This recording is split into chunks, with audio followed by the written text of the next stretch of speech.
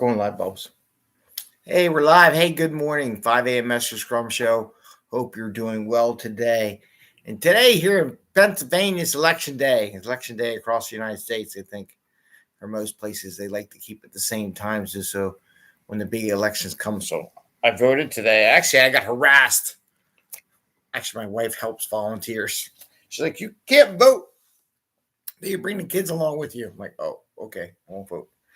So I want to wish everyone the best and participation with that. And that brought up a topic that I wanted to talk about: perception being negative. Is your team's perception of stuff being really negative? Maybe it's time for radical change. Same thing, perception of voting. A lot of people don't participate in voting anymore here in the States because their perception is that nothing will change. So why vote? Why bother? Everyone's pre-selected. And here's the obligatory cat. Sound asleep. Oh, poor Bubbles. Woke her up. I got the cats and the dogs. Anyway, my name is Greg Mester. I am a Scrum Master and Agile coach, and here on the 5 a.m. Mester Scrum Show, on our 749th episode, we talk about Scrum and Agile in a practical and tactical way, so you can bring value to your customer, not work those crazy hours. Get home to family and friends and have some fun. Enjoy what we do. I was talking to one of my neighbors. He's so like, oh, you got to work. Very, work sucks. Added kind of thought process, which I can't blame him because I don't think neither one of us had enough coffee yet this morning. So, and I had to get the kids off, so we're a little bit later than normal. It was my job while my wife volunteers, which I appreciate. It's nice when people volunteer to help out with people, civic duties and help everyone do their voting. So perception, is it negative, right? Perception is a very strong, powerful thing that people don't get. And perception can mean a lot of things and gets interpreted a lot of different ways. And my question to you, is your team's perception, what's going on in your Scrum teams, negative? Like, you can't finish your daily Scrum in under 15 minutes. Is that a negative impression? We never get done. They just talk and talk and talk and talk and talk. Or is it can't finish the sprint backlog? We never get our backlog done. Are you experiencing that? And the perception is we'll never get done. We always get work. It never ends. When you get those perceptions from your team, it's time for a radical change. And I'll be honest with you. So I'm going to go two things on. One on daily Scrum, and I'm going to talk about sprint backlog and what you could radically do different and give you some suggestions. You change that perception from defeatism to something of positive, and then we can do, and we can be productive, and we can be happy, right? And that's what Scrum Masters are supposed to do. Sometimes you got to take a hit, but there's ways to do it. And Bubbles, you just knocked the camera. Okay, Bubbles, would you stop? Come here. Give me a bit. He wants attention. So let's talk about daily Scrum first. Meetings drag on. Are they set up to drag on, right? Like I got one group, everybody has an hour daily Scrum. Well, why don't you change that perception, right? Where they put in a calendar. It's not an hour, it's very short. But by changing perception, like instead of doing a half hour, like everybody's 15 minutes, no, schedule it for 8 minutes, right? Even smaller than the 15-minute mark, say, and actually make it 8 minutes. Why 8 minutes? Because we're going to be done in 8 minutes. We're going to have, everyone's going to share. We're going to feel like we got something accomplished. We're not going to sit there play on our phones during daily Scrum, because during that 8 minutes, we can all stay awake and pay attention what each other have to say for 8 minutes, maybe. I don't know if we can anymore. I think it's down to a minute of attention. But make it smaller. Change it, right? Change up the questions. Like if it's getting run on, change up the questions. Don't be, what did you do yesterday? What did you plan to do today? And what's blocking you from having fun? And talk about a real thing. You got to have, get a little energized in the situation. Get everyone pumped up, If you have to do a dance and wear a dinosaur costume or something, then do a dance and do a dinosaur. If that's going to help get everyone laughing and going and pump up the energy, then let's do it. Maybe you do jumping jacks remotely during your daily Scrum. Get everyone on to do jumping jacks. Get up, move around. Change up the questions. Like, okay, what's the biggest bug you saw since yesterday? Something. I don't know. Could be that. What was your favorite coffee?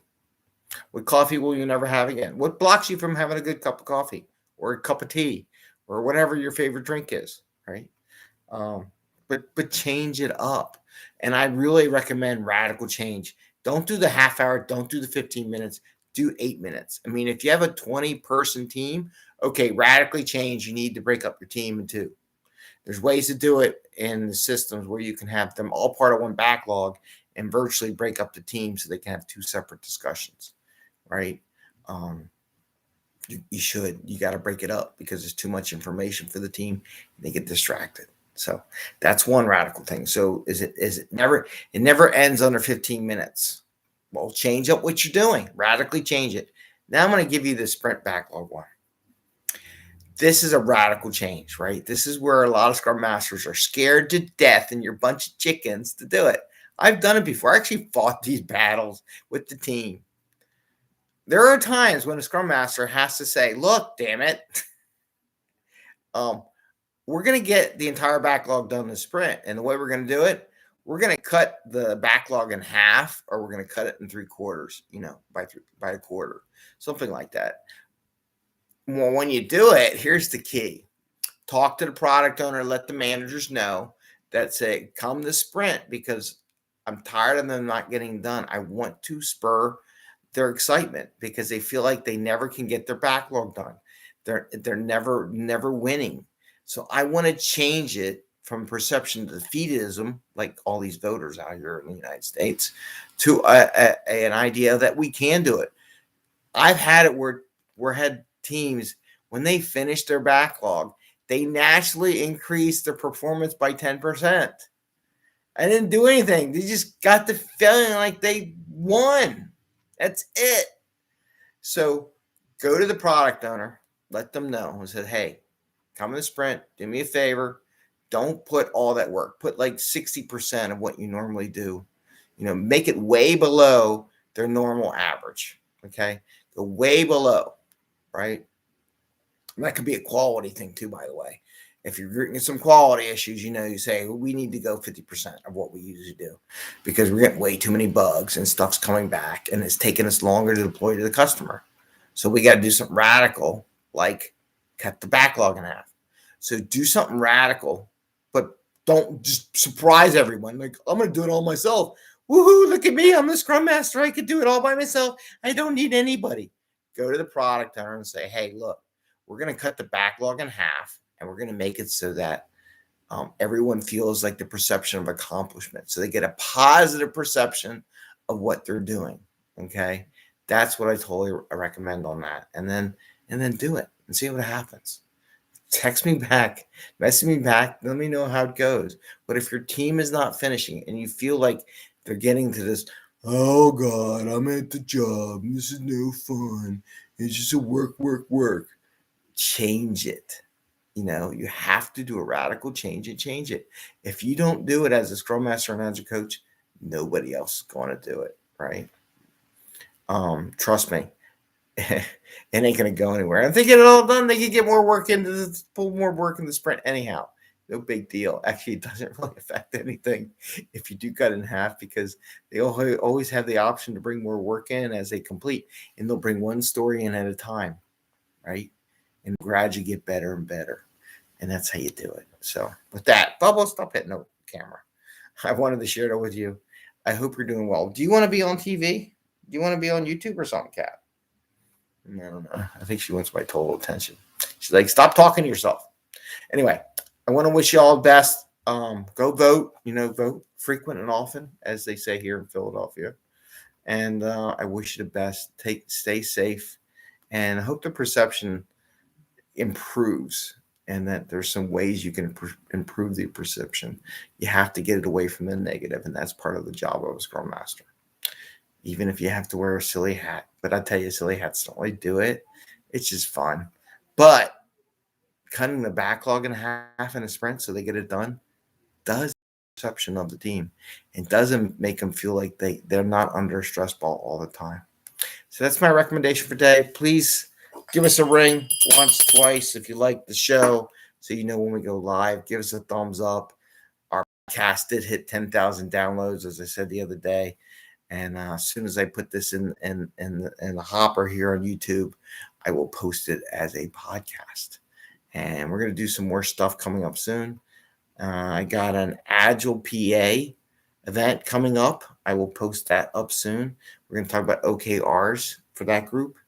And that's in November. I think I forget when. But anyway, I wish you all the best. I will post it up, and take care. And go vote. All right, Bobs. Do you want to say goodbye? No. Okay.